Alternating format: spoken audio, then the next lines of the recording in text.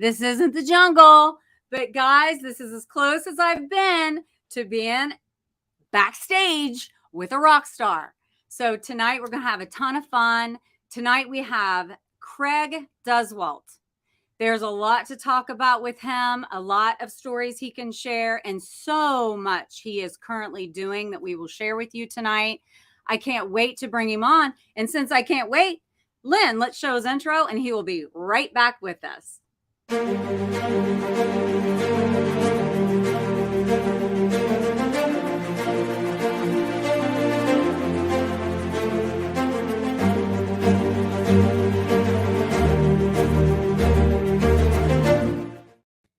Hello, Craig. Hi, Debbie. All right, let's just call out the elephant in the room. So tell us, first off, what's going on with your schnoz? I don't know.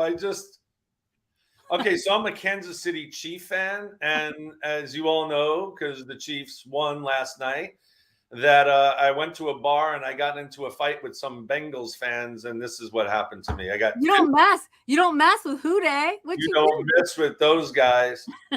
No, none of that is true. None of that is true. That's the story I want to go with, but I'm too honest sometimes. So I had a little basal cell cancer, skin cancer thing removed today, and they said it was going to be this little itty bitty thing, which it was. And then, I don't know if you've all had Mohs surgery before. This is my first time. Well, they take a little out, and then they look under the microscope, and then they realize, well, it's a little wider than we thought. So we take a little more out, and then they look under the microscope. Anyway, I have a 1-inch, 15 stitches in my nose. Oh, so, my gosh. Yeah, and this happened just like a few hours ago. But Debbie said, come on my show. I'm there. I don't care if I look like this. I'm there. You are a true rock star. Yeah. You said, hey, nothing's holding me back. I'm going to be there. I'm going to be there. When you first popped on the screen, I was like, I know. Oh my gosh. And the story you told was pretty freaking funny. I'd like to use that story. Way better. This is funny. I went skiing. This is like 4 years ago. We go like every year, but about 4 years ago, I went skiing, and we were doing black diamonds and no double blacks, but just blacks. And I'm doing really well, for a 57-year-old guy at the time. And then I'm standing in line for the chairlift, and my ski gets caught, and I fall down awkwardly, and I broke 2 ribs. And I had to tell people, because I wanted to tell them I wiped out and hit a tree or something, but no. I was standing in line and I fell down, and that's why I broke my ribs on a ski trip. Oh my gosh, Craig, you know what's crazy about this? Go ahead. I went skiing for the very first time in my entire life last year, and it was terrifying. Yeah. And but somehow I managed to not wipe out while skiing. Yeah. But like I'm just standing there with my friends, and I'm just like, timber, and I literally just like fell over, and I'm like, how does that happen? Like, yeah. That was crazy. But anyway, I thought you were going to tell me you were at the bar and you had a couple of drinks and you fell over. Yeah, well, that was later. Oh, that was later. Okay. That was later. Oh, that's a whole other. If you were wearing that outfit, I'm sure many. Yeah. So let's just talk about this. Like, I'm in theme tonight, and I didn't have to go buy anything because, like I was telling you before the show, there's 2 things Debbie does well: the beach and the 80s. So all I had to do was get in my wardrobe and pull out the garb. Can I just tell you? Here we are. I'm ready to rock out. What's the necklace? I can't see the bottom of it. What is it? You know what? I knotted it up because it just is like this. Yeah. So I took it and I went like this because I was like all over the place. But I have one that has a somewhere I couldn't find it with a cross. Yeah, I have lots of crosses too. Yeah. And I wanted that because in your picture, you have a cross on your jacket. So I was trying to really pay attention to the details, which no one else cares about, but I do. Yeah. So, but I'm like in my rock star wear. I'm so excited to be here. A rock star. I'm rocking it out with Craig. And I love the background too. What the hell is that? Yeah. This is like a whole festive party backdrop. Yeah, I love it. But I am so excited enough about me But I'm so happy that you've agreed to join us, and still with nose surgery, basal cell, which go get that checked, people, a little spot. Yeah. Before we move on though, truly, like, this is a place where people can find information. How did you know it was a problem? My wife was diagnosed with cancer about 15 years ago. She had Hodgkin's lymphoma cancer. I'm happy to say that she's cured. So we're very, very happy about that. But we are preventative people. So I get a skin check every 6 months. Awesome. And that's what you just went for a regular check and they found it. And they just Did it look like anything weird to you? No, it looked like nothing. It was a little weird. Light beige discolorization, and it wasn't even like a mole or anything. It was just like just a little line. I would never have thought that it was something, and that's where people need to do this preventative stuff, because I would have let that go for years, and it just would have gotten bigger and bigger. Oh my gosh! And who knows if it goes inside? You know what I mean? Yeah. So anyway, yeah. So I'm cancer free. I get colonoscopies, endoscopies, all that stuff. Okay, now we're really talking about the inners. Here we go. Hi, Steve Rizzo. Hello, Steve Rizzo. I've heard Steve Rizzo's here. Cannon. Hi, Cannon. Ken Walls. Ken Walls is the reason you're really here. Let's just be real. Let's call it like we see it. Yeah. Thanks, Ken. Thank you so much. He has no voice right now. You know that? He's where? No voice. No voice. Oh gosh. He's just he's on a he does live streams for a living. I think it just caught up with him. Maybe. We love you too, Ken. We love you, Kenny. We love you too. So we're all jacked up and excited about learning about what you used to do, but I also have such an amazing appreciation for what you currently do, and we're going to get to that. But because I'm all in garb and ready to rock and roll, let's start there. Yeah. And then kind of like just play around with where we go from there, because I was reading your bio. I know you were born and raised in New York, Irish Catholic family, all of that stuff, which is amazing. And so, and I love the fact that this was an old article, so I don't know if your parents are still with us. This is touchy, but they had lived in the same home that you were raised in. Yeah. My father passed away last September. 89 years old though, but wow. Good. Wow. My mom's still in the same house though. Yeah. 60 years. There's a commonality between us with that, because that's the same situation with my parents. Mm. They're not in New York. They're in Ohio, but they're still in the same house I was born and raised in, a small little home that they just have made their home, and they'll always be there. And they paid it off. A lot of years ago. Right. So let's talk about the fact that you, Craig, first was the assistant to Air Supply. That came first. I know that the answer to this, but I want everyone who's listening to hear what happened. How did you get in with Air Supply? Yeah, it literally changed my life. I got lucky, but also being at the right place at the right time. But because of extenuating circumstances, which I'll share now. So I graduated college in 1983. I know you're all thinking, wow, that's amazing. He looks 20, but no, 1983, I graduated college, upstate New York, and I got a job. I wanted to be an actor. So I got a job at this theater called Westbury Music Fair right out of college. And I was working there about 2 weeks to a month. And I was like a runner backstage, just like a band would come in, or a comedian would come in, or like the Lennon sisters, Rodney Dangerfield. I was even in The Sound of Music as an extra, because they came in and did a 1 week run there. Mm-hmm. And I was in the show with Theodore Bickel and Roberta Peters. So they just needed some extras. And I was like, I'm an actor. Choose me. So they put me on stage. So that's how I got my SAG and AFTRA card and my equity card, because of that. But anyway, so I'm working there at this theater for like a month as a runner backstage. I would get towels for the performers, put drinks on the stage, take care of the backstage area, just the gopher, the regular, the lowest man on the totem pole. So Air Supply comes in and does 2 shows, a Friday night and a Saturday night. Friday night, I work the show. So I'm getting them drinks, and, I picked them up at the hotel, drove them to the sound check, took them back from sound check back to the hotel, picked them up for the show, that stuff, took care of them backstage. So that was Friday night, and I'm running around like a madman, really great guys. Saturday night, I'm not scheduled to work, but Air Supply is playing again. But my mother wants to go see Air Supply, and she goes, "You work there, you get me a ticket." So I'm like, so I go to the concert with my mother like 1 month out of college. So my dating life is now over because I'm with my mom. And sitting in the audience, and she goes, "I want to go backstage." And I'm thinking, oh, great, my mother's a groupie. She wants to meet the band. So I bring my mom backstage. I introduced her to the band, of which I only met last night. I don't even know them. I just had band, mom, band.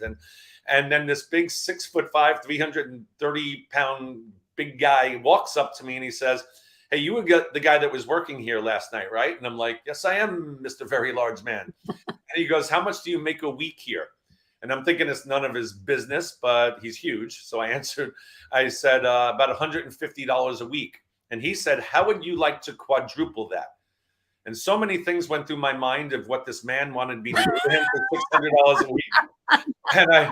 And he said, "The band saw you working last night. They love your positive attitude and your energy. They want to know if you want to go on the road." To make a very long story short, they sent a limousine to my house the next morning, took me to JFK Airport, and I got on a Learjet to meet Air Supply in Wallingford, Connecticut. And I toured with them for 7 years simply because I was always doing my best just in case someone was watching. And I've lived like that my whole life. And that's how I got the Air Supply gig. And then to this day, they're like very, very dear friends of mine. Last night, the lead singer, Russell Hitchcock of Air Supply, him and I are texting each other because he's a Chiefs fan. And we're texting each other. And every show they play at Westbury Music Fair, he calls my parents up, gets them 2 tickets. He announces them in the audience, like to this day. Just last year in Texas, they played Arlington. I brought 32 of my friends to the concert. We all went backstage after the show. Very dear friends to this day. And I'm very blessed because they changed my life. And that's how the whole RockStar thing happened. And I want you to say this again. Mm-hmm. The fact that the reason you even got that job was because you were just doing the best you could do in that role. In the most menial job in the at the theater. The lowest man on the totem pole. But you know what? I loved it. I was around rock stars. I was around actors. And I just loved being there. And I am the eternal optimist. For years, the Kansas City Chiefs, back to the Chiefs, the worst team in football, like they were 1-12, 1-14 stuff, and I still think they would go to the Super Bowl next year. That's me. I am the eternal optimist, and I just have good will come if you just if you're passionate, you do the work, and I do the work. I work my butt off. I sweat backstage, and I'm just running around, and I'll do whatever anyone asks. You want me to do it? Some people say now in this society that we live in, that's not on my job description. Yeah. That drives me absolutely crazy. Absolutely crazy. I will do whatever anyone asks. Well, what happened though? So you were with Air Supply for 7 years, and then listen, everybody with the Go Chiefs. Yeah, woohoo! My Bengals. Are you a Bengals fan, being from Ohio? Of course, I'm a Bengals fan. Go Joe Burrow. What do you realize you're a Bengals fan? Do you want to stop the interview now? You rubbing my nose in it. Now my nose hurts too. I didn't know. I'll stop talking about the Chiefs. It's okay. It's okay. I like the quarterback. He seems like a really good guy. Very nice guy. Very, very good guy. And played with a high ankle sprain. I'll stop talking about the Chiefs. I really will. You'll just show me the Nutcracker. That fits. Okay. So, Who Dey? Yeah, there's my girl. There's my Ohio girl coming in. Who Dey now? They're on vacation. Yeah, Who Dey now? Who Dey Chiefs. That's what happened. So, but then you did this, and then all of a sudden, then you make was there anything between you with Air Supply and then going over to Guns N' Roses? How did that transition happen? Yeah. So, in the 3rd or 4th year of touring with Air Supply, this guy named Doug Goldstein took over the head of security for Air Supply. And so we toured together for 3 or 4 years on my last 3 or 4 years, his last 3 or 4 years with Air Supply. And then at the end of one of the tours, I think it was 1987-ish, he went, Air Supply is based in LA. I still lived in New York. So he went with Air Supply. We had like a month or two off. He went with Air Supply to LA, and I went back home to New York. And while he was there, the tour manager for Air Supply was also the tour manager for Van Halen. So when they went to LA, because we had a month off, the tour manager said to Doug, the head of security, hey, can you watch Van Halen for a little while? I got to do this other thing. So Doug ends up being like a tour manager for Van Halen. Through Van Halen meets Axl Rose of Guns N' Roses. Axl takes a liking to Doug. To make a very long story short, gets rid of their old manager and hires Doug Goldstein, the security guard for Air Supply, to be the manager of this new band called Guns N' Roses. Wow. I know. It was the craziest thing. So a couple of years pass. I'm out of the business because I want to, sleep again. So I just like took 2 years off, and then I get a call one day, and Doug Goldstein calls me and he goes, Deuce, my nickname was Deuce at the time, ready to go back on the road? I'm like, oh, not really, but what do I have to do?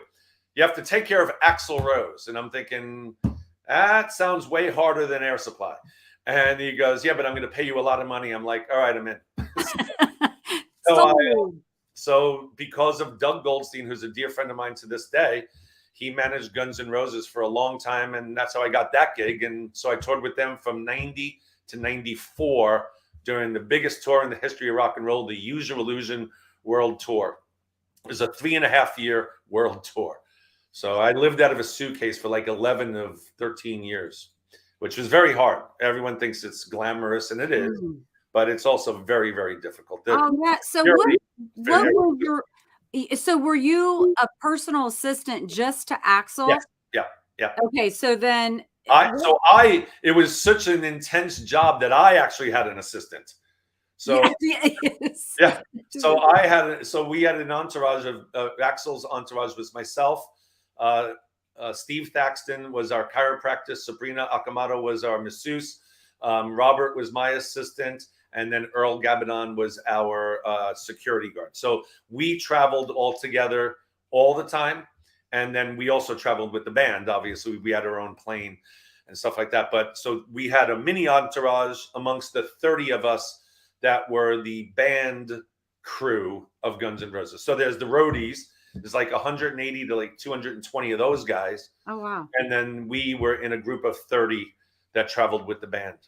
Wow. So like that's a lot of time away. Somewhere in between all of this, you start dating Natasha. Yes. Right? At the end of Guns N' Roses, I was done dating. I was done with, I don't want to go too graphic here. I was done with the world of rock and roll. And then I met Natasha, not through Guns N' Roses.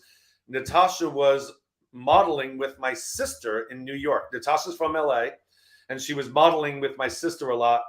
My wife used to model a lot in New York, Chicago, and everything.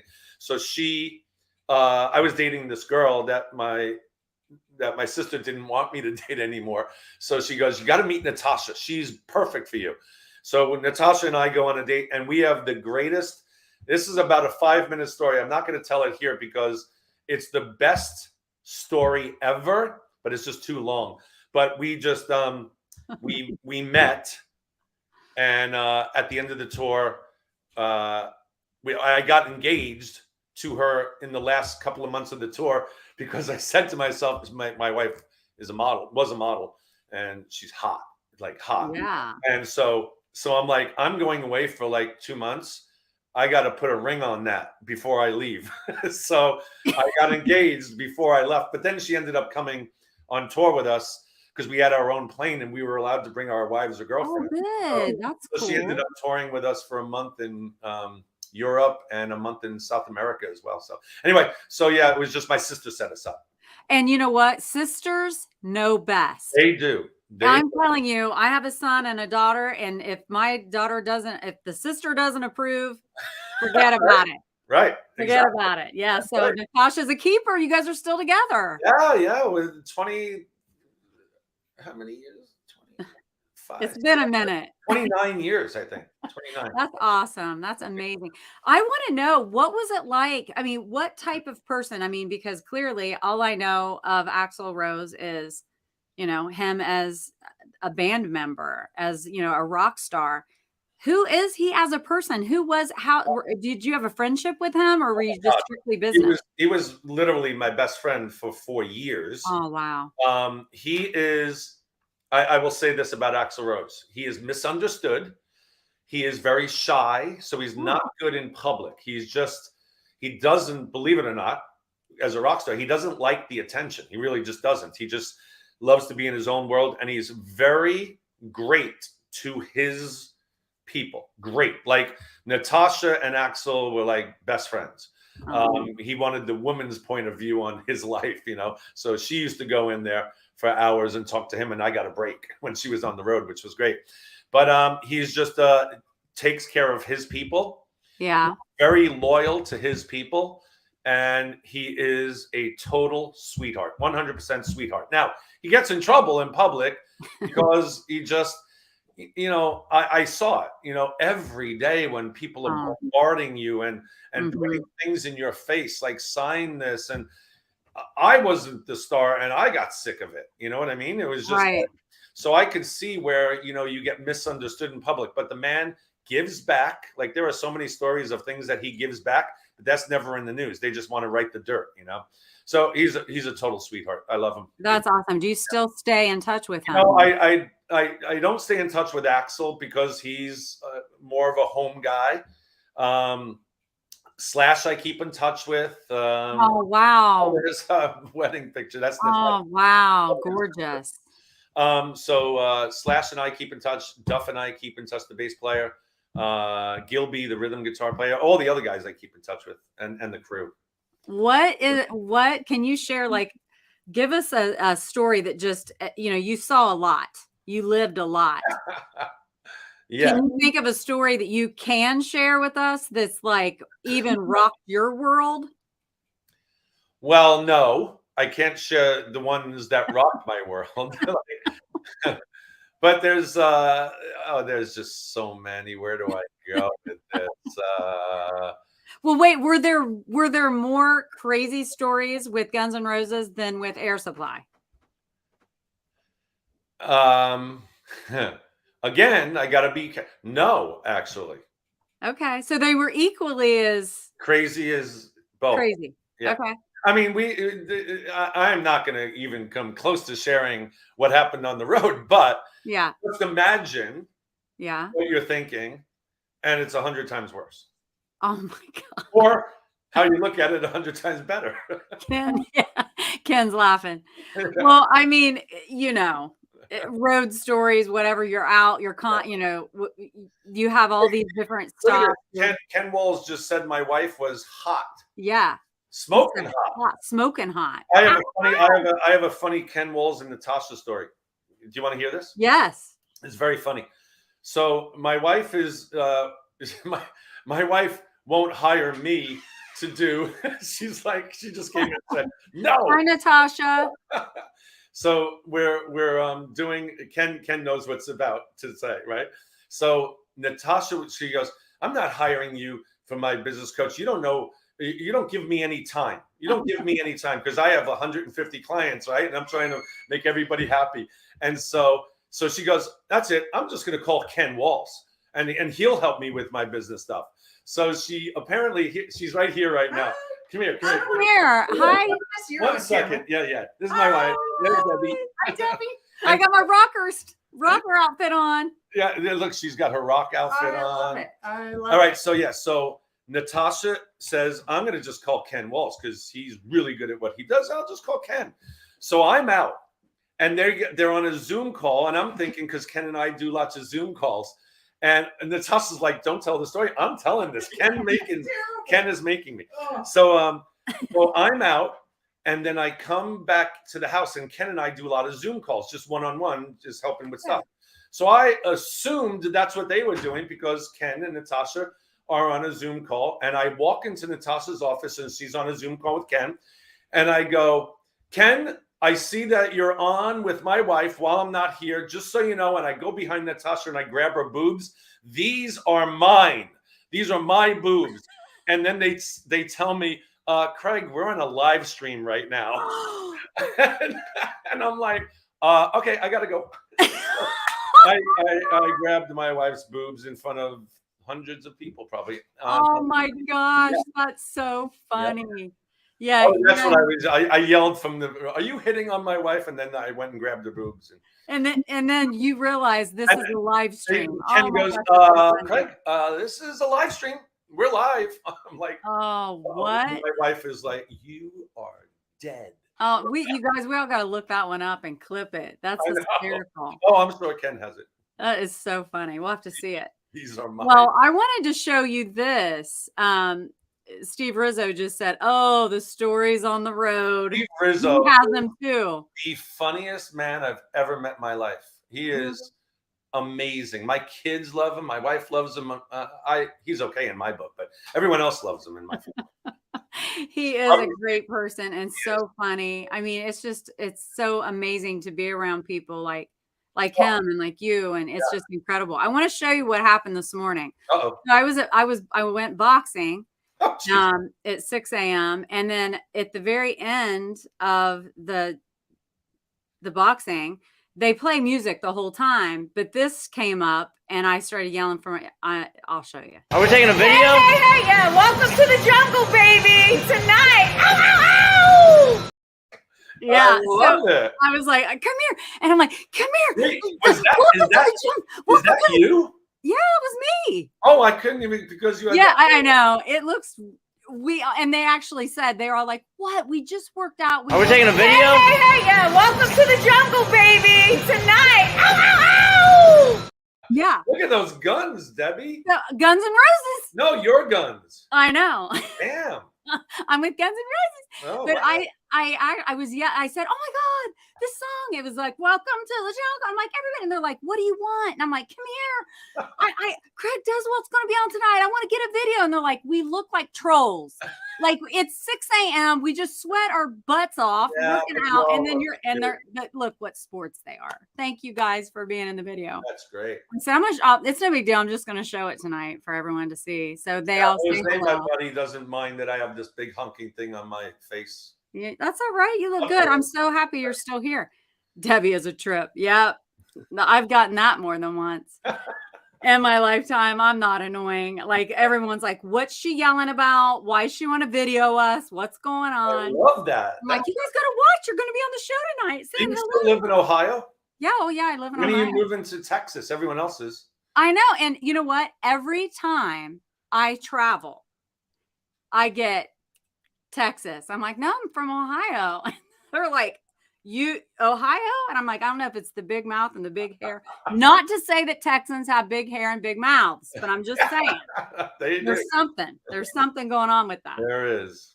But I want to talk a little bit more about you. We can get back. If you think of something that you can share with us, it's a funny story. Oh no, I'm done. I do want to show these books. You are like an author 10 times over. How many books have you written? 10? I think 10 or 11. I forget. I'm writing another one right now. So I that might be 11 or it might be 12. I forget. Well, okay. So here's a few of them. I'm going to throw up a picture here. All right. And welcome to my jungle. So there's the Guns N' Roses book that I wish I never wrote, but go ahead. Oh, I want to know why. Well, so you guys can see marketing your small business, rock your life, RockStar. Jumpstart is Katrina Sawa. She was in my mastermind for years, and I'm a guest in that book. The horrible middle book needs to be thrown away. That's when I was a shoestring budget coach, which was the biggest mistake, the second biggest mistake. Rock Your Life, 1001 Ways to Rock Your Life. I will tell everybody this. Never, ever write a book with 1001 anything, because I had guest authors and I had to compile 1001 tips. It was a nightmare, but it ended up being a great book. And then Rockstars is just about 100. I think there's 100 people in that book, like real rock stars of business, or like Lee Steinberg, the agent that Jerry Maguire was written about, is in it. Russell Hitchcock, the lead singer of Air Supply. Dean Cain played Superman. Ray Parker Jr., Ghostbusters. There's tons of great people in there. So. Wow. Yeah. That's incredible. I just was after with doing research on you to prepare myself for you being on the show. I was like, "Oh, you have literally done so many things, and there's a word you use a lot, and that's reinvent. Yep. And so And I keep reinventing. So yeah, and so I do. when you had gone from being, touring, you toured with the band. Then you went from that, you ended up falling in love, met your soulmate, Yep. got married, and then you went into small business, Yep. really. Yep. And you were really moved by so many other people are too. Robbins. Tony Robbins, big part of my And life. you and your wife both had gone to see him, and you were so inspired, and then reinvented yourself again and went into small business. Your wife did and you did. Can you tell us a little bit about that? Yeah, so I drank the Kool-Aid one night when I was watching a Tony Robbins infomercial, and I signed up for Unleash the Power Within. And I told my wife the next day, we're going to go to this guy, Tony Robbins, Unleash the Power Within, and we're going to walk on fire. And she goes, oh, great. You signed us up for a cult. What do you mean we're walking on fire? What is that? This is way back when we didn't know the seminar world at all. And I said, no, this looks really, really good. Anyway, we go to Tony Robbins. It was the best 4 days. It was just incredible. It changed everything. During his seminar, I actually screamed at the top of my lungs while the room was totally quiet. I yelled, I just quit my job. I was working for an ad agency as a senior copywriter, and I just yelled, I just blurted.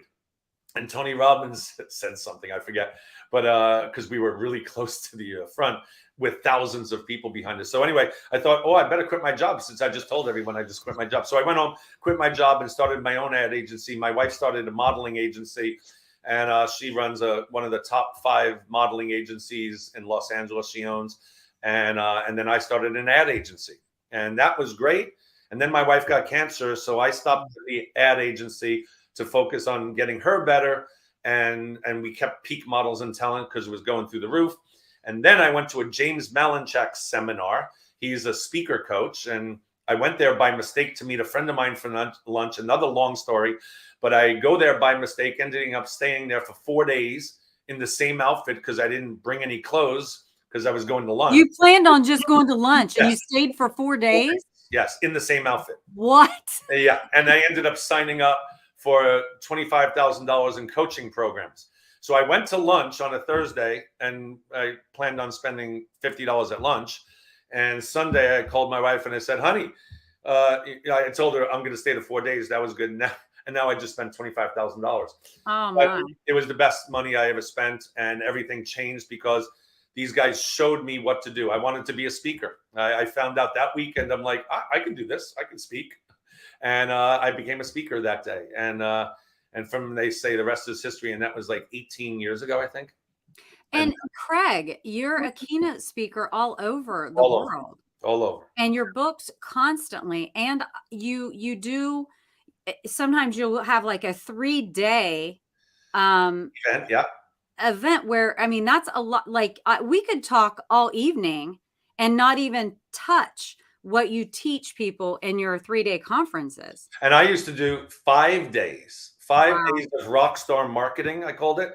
And talk about reinvent yourself, if you will allow me. The transition of reinvent yourself is I went from RockStar marketing, had 5-day seminars, but I'm not a trained speaker. Like, I speak incorrectly. I speak from the throat, which we're supposed to speak from down here, but I just don't do it because I get overexcited on stage, a lot of high energy. And I've had speaker coaches come up to me, you got to speak from the diaphragm and everything. And I'm like, I'm just doing it the way I know to do it. I'm not a trained speaker at all. I never trained, and yet I'm one of the top marketing speakers in the country. So whatever I'm doing must be right. Yes. So I had RockStar marketing 5-day events. I switched it to 3 days because I kept losing my voice. And then I switched it to Rock Your Life because I tried to get the trademark for RockStar marketing, and I couldn't get it because RockStar Business, RockStar Energy Drink, RockStar Games kept coming after me because I was getting too big. And they were putting cease and desists at me. like all the time. And I'm like, I'm not even in your industry, and they don't care. They felt I was getting too big for my britches. I'm like, great. So I switched everything to Rock Your Life. I got the trademark, which is a great business point. If you're doing any business, you got to get a trademark. Because when I was in RockStar marketing, I felt I couldn't really, like Ken Walsh says this, Grant Cardone said to him, what are you afraid of? Like, or what do you, I forget, Ken, put it in the text.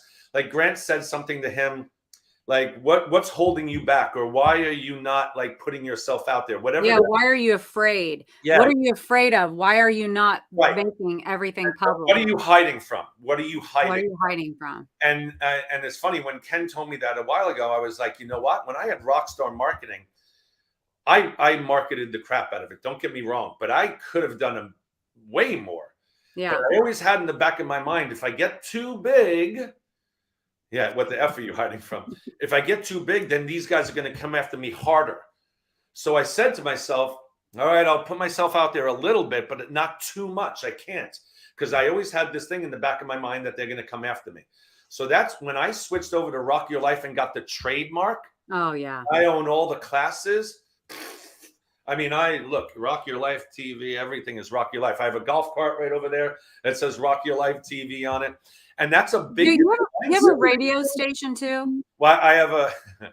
I feel like... let's not go there because it's really embarrassing. I should be doing podcasts. I used to do podcasts every week, Rock Your Life TV, but I haven't done them in a while because I just got lazy and complacent. My seminars were getting 500 to 700 people without me doing any marketing. Wow. And I got lazy and complacent, and now I'm switching everything to Rock Your Life, so I should start doing them again. I keep saying I'm going to do them again, but you know, I have 150 people in my mastermind. Ken and I are doing Turn It Up events. Turn it up. Oh my gosh, Ken and I are doing this event. There's a couple of tickets left. It's high end, 15,000, 20,000 per person, but you get us for a year, and then you get a 6-day retreat in Orlando, Florida. Next one is May 7th to the 12th. And if you're watching, if you can see this and you're not just listening, there is the www.turnitup.mm.com. So you can go back and watch this. We have Tim Story coming. I don't know if you heard of Tim Story, one of the greatest speakers out there. He works with Robert Downey Jr., Will Smith. He's a comeback coach, he's called. He helps people in their business. Gloria Mayfield Banks, the #1 Mary Kay salesman in the world. She doesn't do it anymore, but she gets paid tons of money to speak on sales. Anyway, it's just a major event. James Barber, he played the Phantom on Phantom of the Opera, and he's a Broadway star. And then we have Nick Lowry. And these are people who are there to speak? Yes, and stay there the entire time and help people. Okay. Nick Lowry, Hall of Fame kicker for the Kansas City Chiefs. He has a lot of nonprofits, helping people with nonprofits and giving back. There's another Kansas City Chiefs drop. That's okay. That's okay. Just my little heart. Did I say May? It's March 7th to 12th. March. Yeah, March. Yeah. So like, but I mean, you guys, like, this is, and then you had originally, there was like the green room design. What was that? That was my ad agency that I started when I went to the Tony Robbins seminar, Green Room Design and Advertising. And I had clients like Baskin Robbins, the Academy Awards, Los Angeles Dodgers, Disney. Wow. My clients that I was writing copy for and designing ads for. And wow. So that's why. So I have a major advertising and marketing background. And now I just teach entrepreneurs how to be rock stars. So I combined them. How to be rock stars in their business through thinking outside the box like rock stars do. Don't do it the way other business people do it, because everyone's doing that. I teach people how to get known, how to be seen, how to get out there like a rock star would. Wow, that's incredible. And speaking of rock stars, you have children. I have rock stars in the house. I want to hear about that. So the one bad thing about touring with bands is your kids will automatically start touring with bands. And I'm like, oh, here we go. So I'm back in the music industry again because I manage their bands. So my youngest son, Hayden, has a band called Here Lies Hathaway. He plays all instruments and sings. Wow. My oldest son, Tyler, has a band called Filth Factory. Actually, it's the three of them, all the brothers, but he's in charge of that one. And they're a heavy metal band as well. And he plays guitar and sings. And my middle son was in another band that played Lollapalooza. I'm not going to mention the band because I'm not giving them any credit. they played Lollapalooza and Bottle Rock, and we're friends still. It's all good, but but he's just not in that band anymore. Not in that band anymore. So he started another band called Thredge, Thredge, and they just released their first album. And he is moving. It's so sad.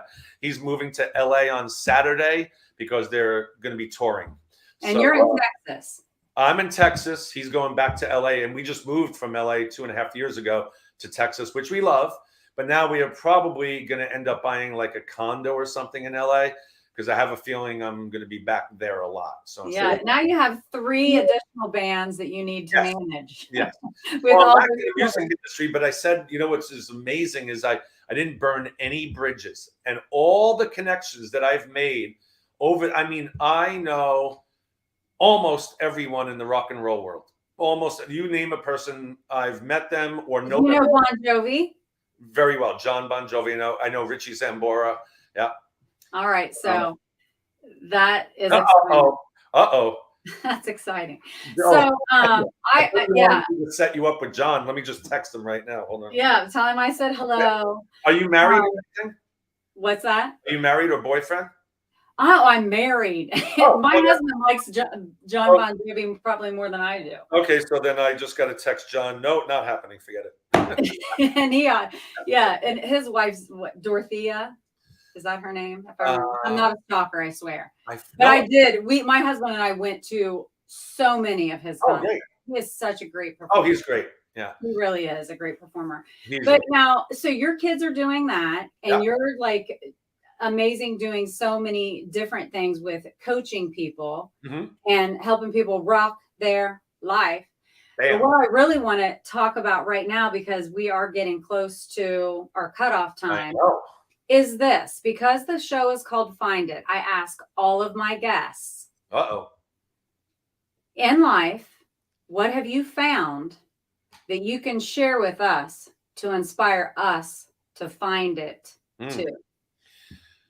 I luckily I have the answer to this, and it's that I do it all the time, and the people I work with do it all the time, and I'm not good with, and this might sound a little harsh, but I'm not good with working people that don't do this. Is basically just showing up, and I know it sounds very, very simple, but it amazes me how many people say they want to do something. They think they have the passion for it, but they don't do the work to do it. They think, well, I built the website and maybe I even wrote the book, but then they don't do it. They don't do anything. So like today, for example, I easily could have called Debbie and said, take a look at this. I don't know if I should be doing the show today, but I told Debbie I'm in 100%. I don't care that I look like this. I don't care. It's a good story if you believe the first one. But it is, you just, if you say you're going to go somewhere or do something, then you do it and you show up. Another thing that I do though is I tend to tell the world something big that I'm going to do to make me do it. So it's along the lines like Band Together Foundation. We have a foundation, my wife and I, and we are putting on in 2024 the next Live Aid. You remember Live Aid?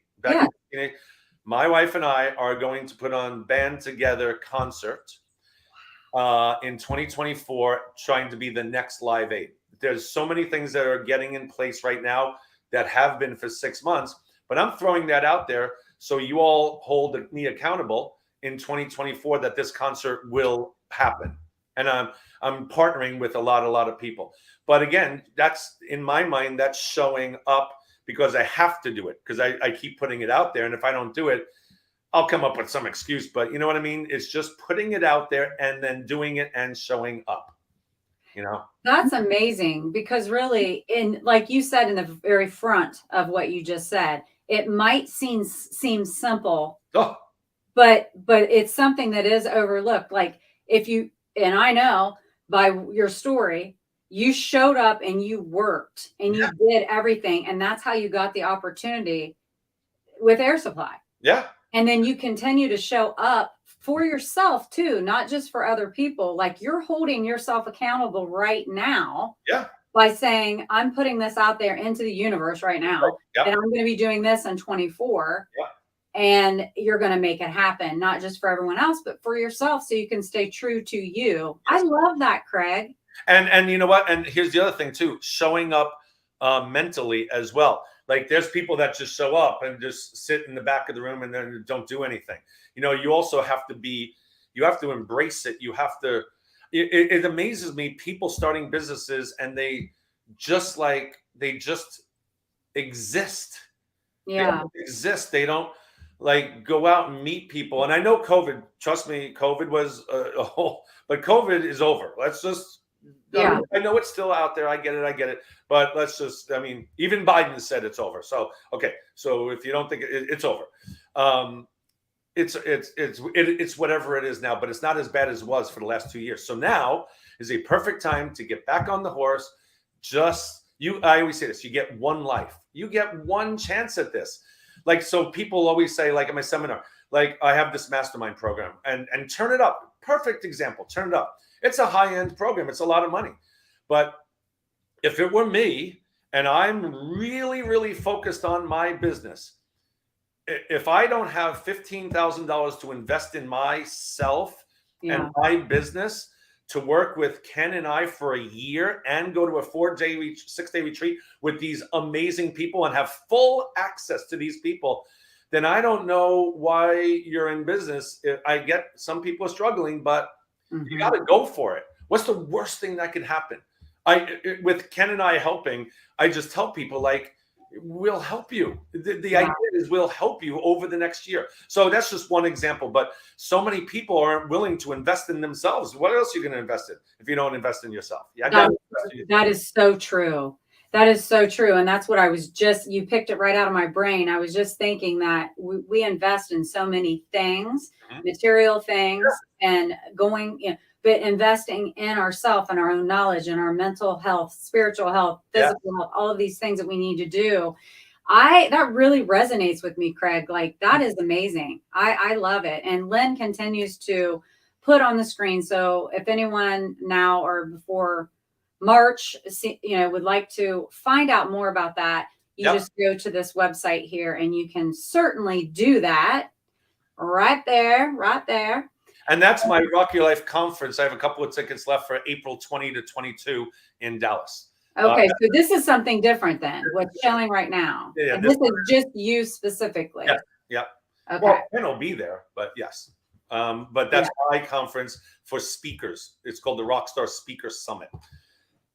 It's basically you have a lot going on. I love the word that you reinvent. And so you're not going to become just complacent and you continue to look for things and ways to improve yourself. That's so awesome. And here's the other thing. I'm sorry to interrupt really, really fast. The reinvent thing, it also, what it does for me, it makes life exciting again.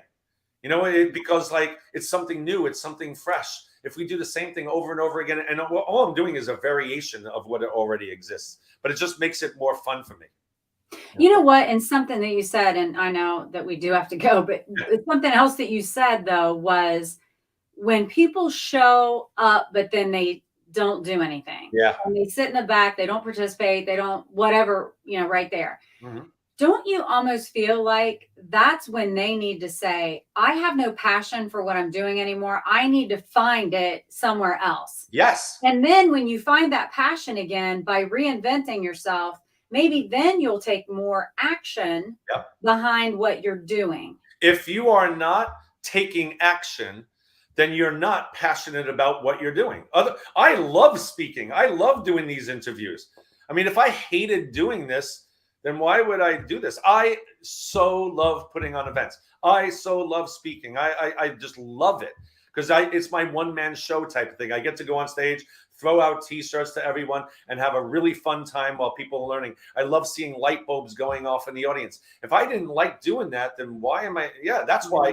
Why would you do it then? Just reinvent yourself and do something you love to do. Yeah. You got to do that. Yeah. For sure. So is the same website that was available if someone wanted to hire you to speak for their corporation or their business? Oh, no, that's just, sorry, that's CraigDuswalt.com. Okay, so the ones though that have been on there are available for them to in some way contact you. Absolutely. Yes. Yeah. Yeah. They can find me. Yeah. Just any of those things, they'll find me. Yes. Yeah. Find him on Find It. How about that? How about that? So, okay, well, that's amazing. Is there anything else you would like to add before we close? Any messages or any words of wisdom, advice that you can give us to be a rock star like you? No, absolutely not. No. Yes, of course. No, okay. I will say the 3 things you need to do. You need to write a book, you need to speak, and you need to live stream or podcast. So here are the things. If you did only those 3 things in your life, in your business, you would be like on a whole other level of, think how many people have written a book. In my seminar world, everybody has written a book in my mastermind because I make them write books. So, but outside, like my neighborhood, not one person within 5 miles of me has written a book, and they look at me like, how have you written 10 books? I'm like, well, I'm a rock star. That's right. At all. It's just that. Do you know me? Do you know I toured with big hair bands? I know, but it's just like, because I said I was going to write a book and I just wrote a book. It just puts you on a totally different level. So if you wrote a book, speak on stages, and you don't even have to be a professional speaker, but learn how to actually give presentations and speak to clients or do little lunch and learns or something. Just being on a stage puts you like, how did they get on that stage? Wow, they must be doing something amazing. And then live streaming like Ken Walls does. I mean, he does live streams like every week. He said a really good thing to my mastermind the other day. He said, someone said, well, how many times a week should I live stream? And he live streams pretty much every day. Right. So, and he said, well, I live stream every day. And they said, well, is it okay if I live stream once a week? And then Ken said, yeah, sure. It's totally okay. And you'll get the results of live streaming once a day. But if you live stream every day, you're going to get the results of live streaming every day. Yeah. And that's what it is. Like every day I do something in business with my business with Turn It Up every single day because I just love doing it. What's happening? Oh my gosh. Jen, Craig, have you ever seen Slash's whole face? I have a funny story if you want to hear it. Yes, I have. My wife and I went to Axel's Halloween party once, and I have a picture. My wife was in a French maid outfit and showing a little cleavage. So there's a picture of Slash and my wife, and he's looking down at his full face. So yeah, I have that picture. That's great. Oh my gosh, that's great, Jen. That's so cute. You should be helping me interview, girlfriend. That was a good question. I love it. Oh my God. Slash is a sweetheart. He is such. We just saw him at Universal Studios, I think a year and a half ago. We were in some VIP room together, and we hadn't seen each other in a while. And it was I don't have that picture of you and him. I had posted it of you and Slash like in 2020. He looks really good. He looks the same. He looks like timeless. He looks exactly amazing. He looks so good. He's in great shape. Duff looks in great shape. They all look so good still. Yeah, that's amazing. They can't stop drinking though. They're smart. Yeah. I mean, but with that kind of life for that many years and all that, that they look as good as they do. Great, yeah. They do. All right. Well, I got to tell you, you're my rock star. I got to because this is the closest I've ever been to backstage. So I'm backstage at my podcast with the rock star that has so much to offer. He has done. We didn't even cover the slightest bit of what he does. So we have the information how you can contact him on this podcast. Check it out. Get a hold of him if you'd like to sign up for any of his stuff or have him come speak, and he will rock it out. Yeah, baby. Yeah, baby. Thank you so much for having me. I really appreciate it. And just so you know, you're like one of the best interviewers I've ever had. So you are a rock star. True. And look at those guns. Holy. Look. Damn. All right. Now let's end it with guns and roses. Pow pow. All right. With that, I appreciate the compliment and hang around just for a second, Craig. And we are going to show our outro. And I'll see you on Wednesday with Mary Tabor. Thanks, everybody. Thanks again. That floats around me, keeping me